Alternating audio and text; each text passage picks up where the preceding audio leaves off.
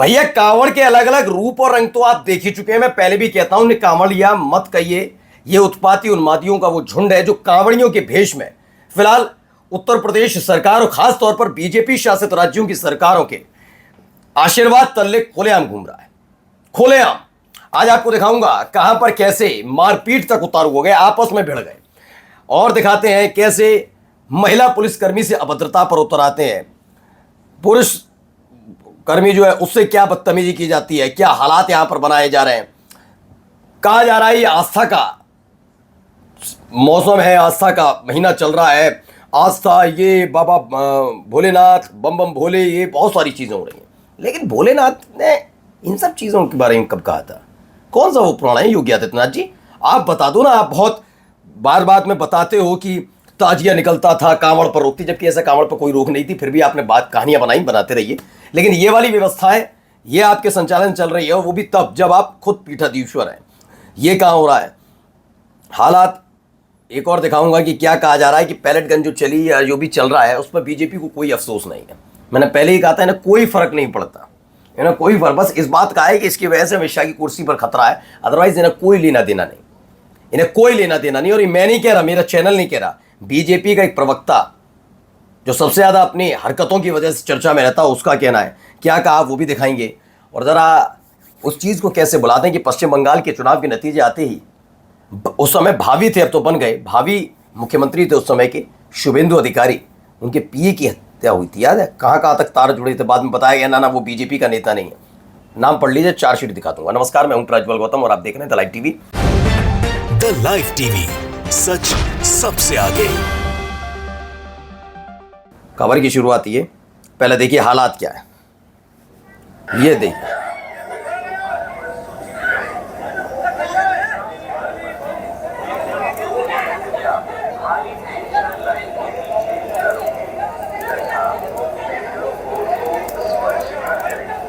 देख रहे हैं आप,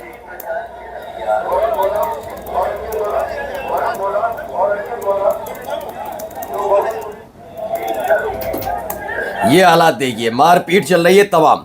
महिला कांवड़ियों में मारपीट हुई, मोबाइल चार्जिंग को लेकर महिला कांवड़ियों के बीच खींचतान हो गई, बाल पकड़ा पकड़ी हुई, और क्या आपके सामने ये सब तमाशे देखते चलिए। खबर मुजफ्फरनगर की है, वो मुजफ्फरनगर जहां पर प्रशासन को बच्चों की पढ़ाई लिखाई से ज्यादा इनकी फिक्र सता रही थी कि स्कूल कॉलेज बंद करो, पहले ये वाला कार्यक्रम होना बहुत ज्यादा जरूरी है। खैर आगे देखिए, ये देखिए तमाशे यहां पर भी। सोचिए कितना बेबस नजर आ रहा है सिपाही।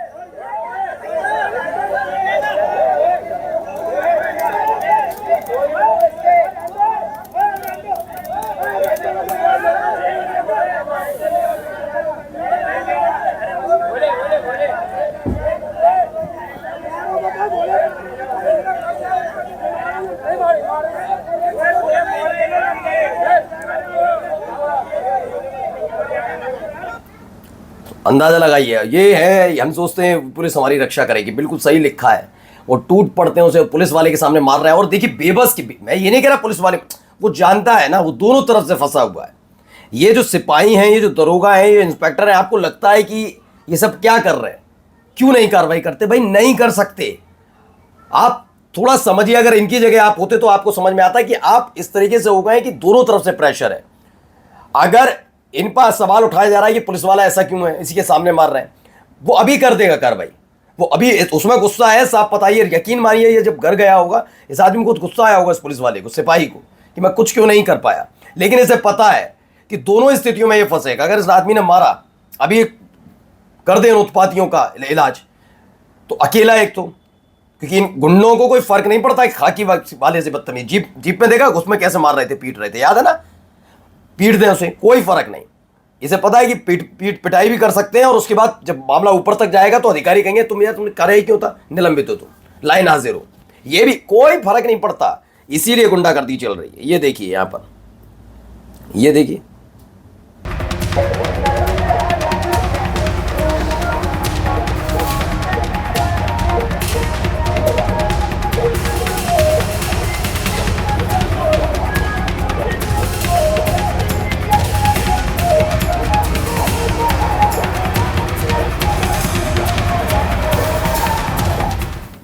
तो ये भगवा का अपमान नहीं है, क्योंकि ये योगी जी के प्रिय कांवड़िए हैं। बस अपमान तो पप्पू यादव ने किया था भगवा पहनकर। बिल्कुल ये बात मैं पहले भी कह चुका हूं कि अगर आपको इतनी आपत्ति है, तो मैं पहले भी कह रहा था कि पप्पू यादव ने जो किया उससे अगर आपको आपत्ति है तो आप ये नहीं कह सके सिर कलम कर दो, जुबान काट लो। क्यों गुंडे गए उसके घर पर? क्यों पप्पू यादव के घर पर, उसके कह रहा हूं, माफी चाहूंगा, उनके घर पर क्यों गए? पप्पू यादव के घर पर गुंडे क्यों भेजे थे और कौन थे वो? मैं गुंडा ही कहूंगा, लुच्चे जो करने जाएगा। गए थे ना, क्यों गए?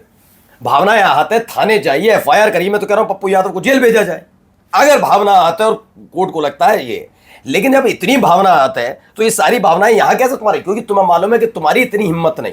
उन दोनों भाजपाइयों से कह रहा हूं जो गए थे पप्पू यादव के घर, कि उन कांवड़ियों की हरकतों पर तुम घुस के करके देख लो, भूत बना देंगे सारे के सारे। और तुमसे तुम्हारा पद भी छीन लिया जाएगा। बीजेपी इसमें भी कहेगी तुमने क्या ये कराई क्यों था, ये तुम्हें मालूम है। ये मेरे वाले वो तेरे वाले, तो अपमान झेलने में कोई दिक्कत नहीं। ये देखिए और हरकत, वही कपड़े पहन के, यहां नहीं हो रहा।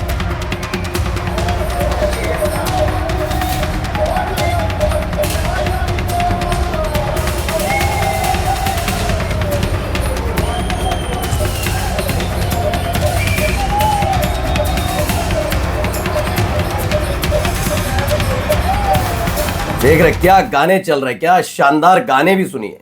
इस बार कांवड़ियों के लिए बालाओं की नृत्य की भी व्यवस्था की गई है। कह रहे हैं बाबा के राज में बहुत खुश हैं। हाँ, ऐसे लोगों की खुशी के लिए बहुत सारे प्रबंध किए हैं। अब आइए जरा इसकी हरकत देखिए।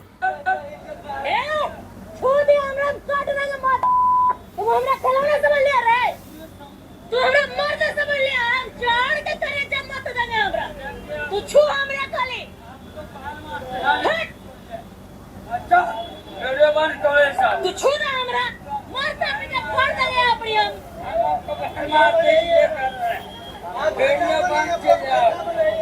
वीडियो तो तोर बंद नहीं होगा। छू दिया तो जान मार देंगे हम अभी। तू हमें छू नहीं सकता है। तू मर्द से लड़ना जाओ ना, लड़ो जाओ लड़ो ना। तो नवादा में महिला सिपाही से अभद्रता हुई, वीडियो वायरल है। छू दिया तो काट देंगे, तू हमारा खिलौना समझ रहा है रे? महिला से क्यों लड़ रहे हो? मर्द से लड़ो, चिल्लाती रही सिपाही। 2 युवक हिरासत में, शराबबंदी पर फिर उठे हैं सवाल कि बिहार के अंदर सोचिए, कहा जाता है कि भैया वहाँ तो शराबबंदी है, ये तमाम चीज़ें। अगर ऐसा ही है तो भैया मैं भी कह रहा हूँ चलो ठीक है, लेकिन आप ज़रा इतना बताइए अगर यही सब है तो ये क्या करके बैठा हुआ है? इस पर पूछा है सवाल। और सिपाही से बदतमीजी, सम्राट चौधरी का राज्य है भैया। ये लो, अब आते हैं जरा इस खबर पर। आप में बुरके में, हाँ,